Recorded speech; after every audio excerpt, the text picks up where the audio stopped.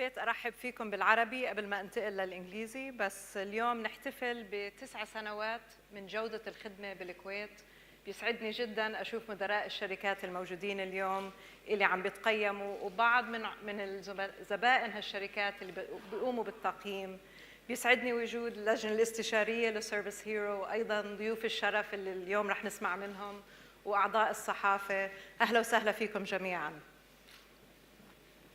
Whenever I encounter a service hero in a service interaction, I like to ask them to tell me their story. A service hero is somebody who goes above and beyond, that when you interact with this individual, you feel better after the interaction. I've met 3 heroes recently. On the right is Muhammad, in the middle is Raydan, and on the left is Delano. Tonight, I'm going to speak about Delano, who's a head nurse in a large government hospital that we interacted with recently. And I saw him in action a lot of times. And whenever he had a break, I used to like to ask him what drives him. And he'd say, meeting and helping people. In fact, most service heroes say this. They love to meet and help people. And then he continued to say something which was very interesting. He says, I've been here 18 years. I've been far away from my family. And I like to imagine that every time I interact with a patient, I'm helping my mother or my father. And so he's immediately elevated the service interaction of customer or patient to something higher than that. And this sense of purpose is what makes a service hero a hero. They're able to elevate their job from a job to a calling, to something greater than just coming in every day and clocking the clock. And they also say something else, which is a little bit of an alarm, and we see this in companies. We've been observing companies for the past 9 years. And what we hear them say is that a lot of the operations inside a company are silos. That means departments don't speak to each other. And this lack of collaboration between different departments breaks down the ability to do the greater good. And the greater good is the customer. So the silo mentality is prevalent, unfortunately, in so many companies. And that's one of the reasons that we've been trying to figure out a way to break down the silos, to create a framework that allows companies to understand where are we today in service excellence and what can we do about it. I love Peter Drucker's quote, which is organizational culture eats strategy for breakfast. So what does this mean? It means that if the team doesn't understand the strategy that they have to pursue, that they have to execute, and they don't believe it, and most importantly, they're not excited about this new strategy, it will fail. In fact, the failure rates on strategy are around 70 to 80%, which is a very high number. And so the secret is, how can you convince the team internally to work on culture?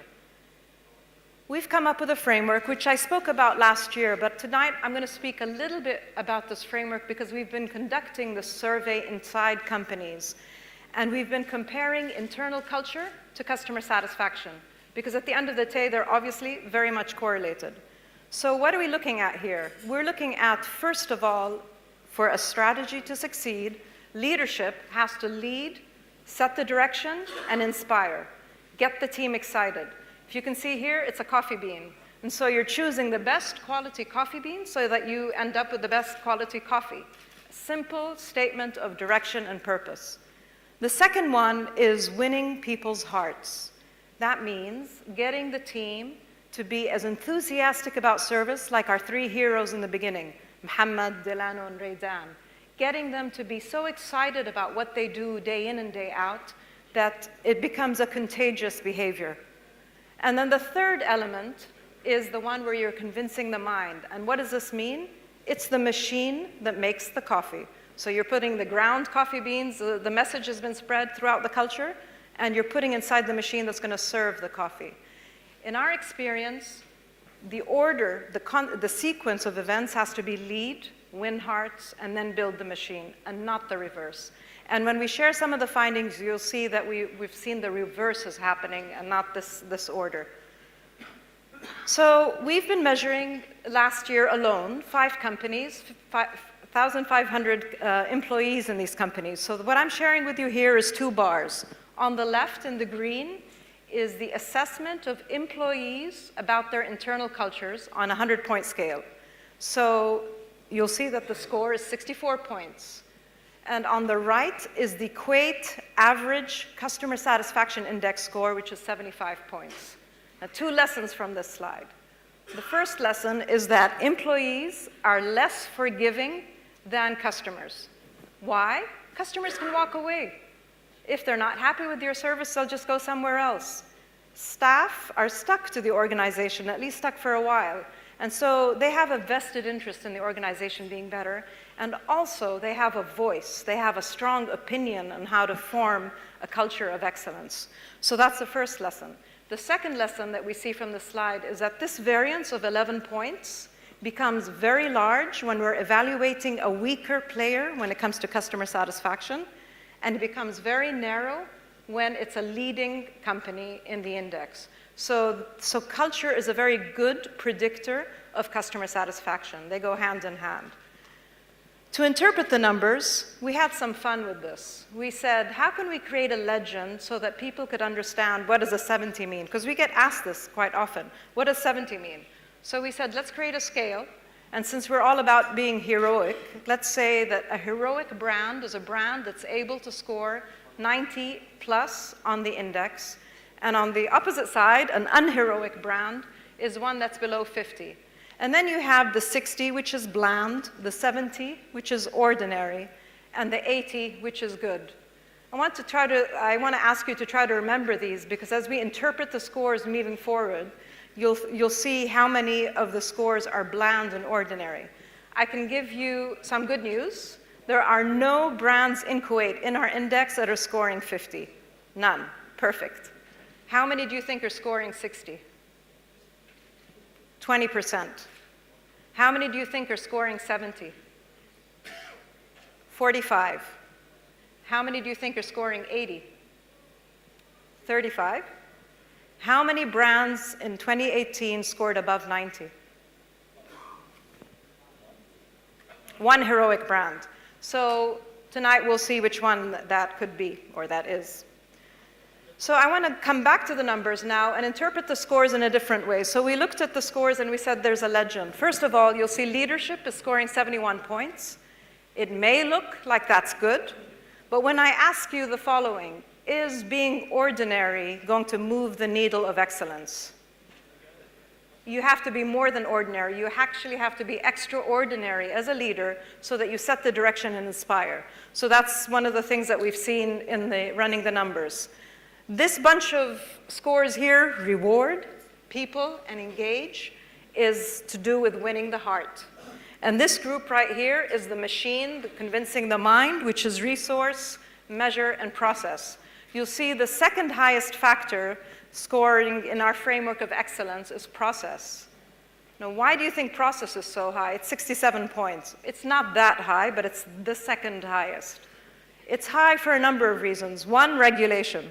So in industries such as banking, telcos, hospitals, airlines, there's very high regulation forcing them to have standards and follow these standards. Another reason is factories and franchise operators forcing companies also to have standards in place. And the third reason, my favorite one, is CEOs are very uncomfortable with emotions. CEOs love things that are tangible, that they can measure, that they can see, that they can touch. But they're very uncomfortable with the lovey-dovey side of service excellence, the feeling side, which is really the side of excellence that moves the needle upwards. The other thing that I wanted to share with you is you see this vertical line, which says 75.4. That's the line for customer satisfaction in Kuwait. And what we're doing here is comparing which of the elements within the framework of excellence, i.e. the internal culture, is the furthest away from customer satisfaction. And you can see there's a 16-point gap between rewards and customer satisfaction. So what is this saying? if companies are able to find the Dilanos and the Raydans and the Muhammads in their teams and encourage them and pat them on the back and make them role models, then that kind of behavior becomes, it permeates the organization. So this is the beauty of looking at both the internal to drive the external. So as I move forward in the slides, I'm going to talk about customer satisfaction, but it was very important for us to lay the groundwork, which is culture drives customer satisfaction. So what we'll do right now is I'm going to share customer satisfaction scores in Kuwait, but I'd like to first start with a small video to give you some of the highlights of the index, and then I'll come back and share some of the lessons learned.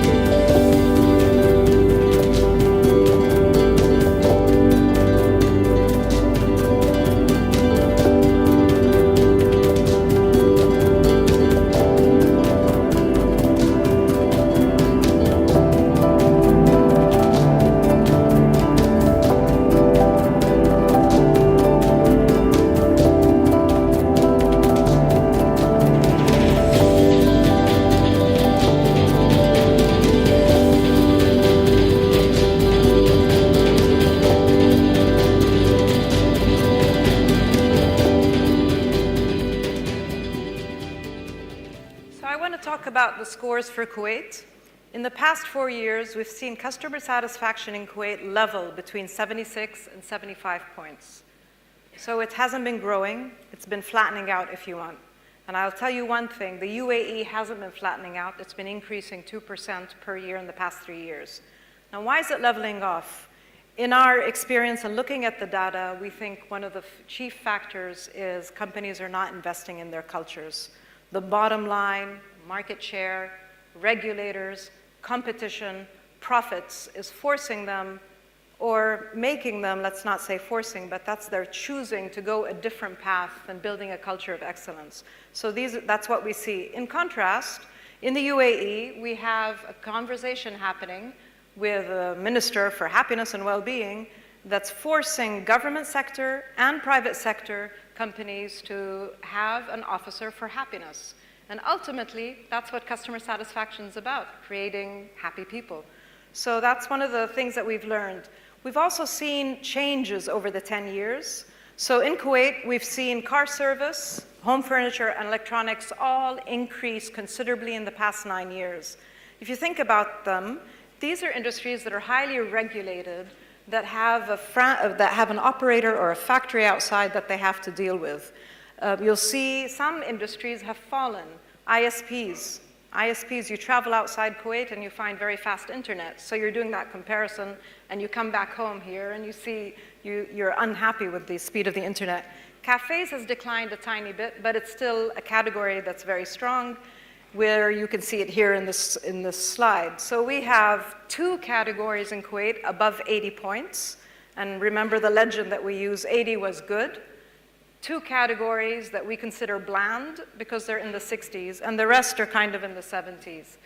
In comparison, in the UAE, we do have 2 bland categories, but we have over 6 or 7 categories that are above 80. So a lot of strong categories in the UAE. We measure a lot of dimensions and factors in the customer satisfaction index. We measure demographics, so education, age, gender, nationality, I think. We also measure where they interacted, was it online or in the store? We measure how frequently they interact with the brand. Is it once a week, monthly, more frequently? And we also measure loyalty and then complaint management. But what I'm going to share with you is just one of the dimensions. We don't have the time for all of them. And looking here, these are the 8 service dimensions that are measured in the index. And you'll see that the scores are all in the ordinary grouping, so they're all in the 70s. The highest scoring is staff attitude, which we're happy about because we know it's an important factor for overall satisfaction. But the one that I would warn and really encourage companies to focus on is reliability. When we conduct correlation analysis with the data set, so we have a lot of information and we do statistical modeling to interpret the scores and see which factor really drives satisfaction, it's reliability, to the tune of over 41%. Very high score for very high impact. So if we ask yourselves, what does reliability mean? Doesn't it mean recruiting the right people? Doesn't it mean training the right people and then rewarding them and having the information at their fingertips so that they can serve the customer seamlessly? And when a mistake happens, they can very quickly address it. So if companies address the reliability factor, it will have a very significant impact on overall satisfaction.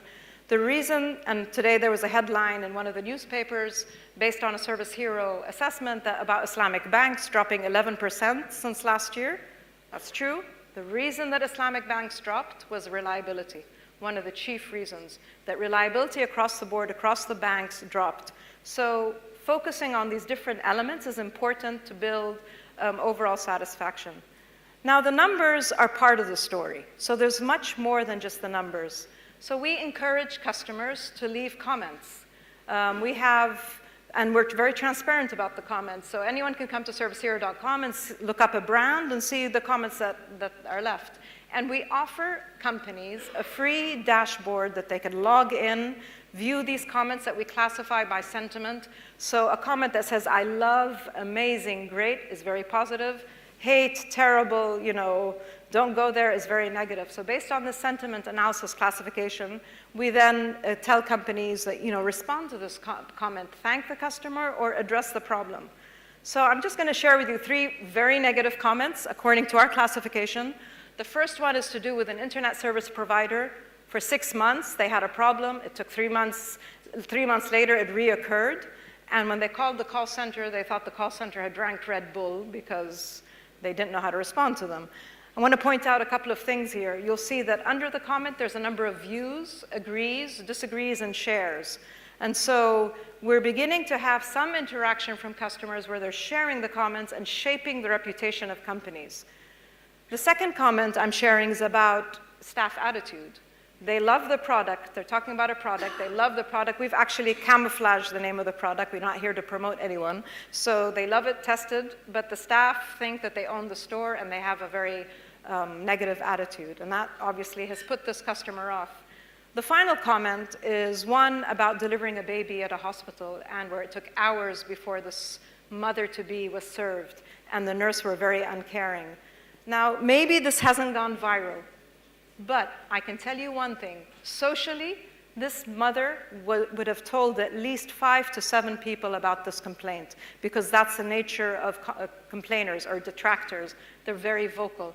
And brand promoters are not as vocal. And this is statistics that we're sharing with you. So for this reason, we've seen the index beginning to change as we enter our 10th year. We've seen last year 300,000 unique visitors coming to the website. I want to say something. We're not selling food. We're not selling clothes. We're selling and providing information. That's all we do. So for us, when we have 300,000 visitors come to the website, we're proud of that because it means that people care enough to make their voice heard. We had 60,000 assessments. This is between Kuwait and the UAE. We had over 10,000 comments. And the one that we're really proud of is the last one. An increase of 47% on the brand information page, which is the page that people go to learn about the reputation of a brand. So they'll search, they'll type in the name of the brand. The page will come up, the star rating of the brand will come up, its previous wins, etc. And then all the comments that people have left about the brand are there. So that's the reason that more and more people are coming to the platform. They see it as independent, they see it as informative, and they also like to be heard. And then when we scratched our heads a little bit and said, how can we make more of a difference in Kuwait? And we said Kuwait is becoming very famous for the new local restaurants. We have tourists coming to Kuwait to eat some of the great Kuwaiti restaurants that are opening up all around town. So we said, let's introduce a category serving this grouping. So we're going to have cafes and casual dining in that grouping, local brands. It's because these companies, we feel very strongly, drive the economy forward. SMEs are the fuel that drive any economy, and they probably don't have the ability, or it's harder for them to do their own research, so we want to partner with them on that platform. So I've come to the end of what I wanted to say, and if there's one thing I'd like you to remember from what I said today is align your internal ecosystem to a culture of excellence. Excellence starts inside, not outside, not the big flashy marketing campaigns, not the ads, because I know of some organizations that have been growing double-digit growth without flashy advertising, and the reason that they've been growing is word of mouth. People have been praising these organizations. So I thank you for your time and look forward to the rest of the evening.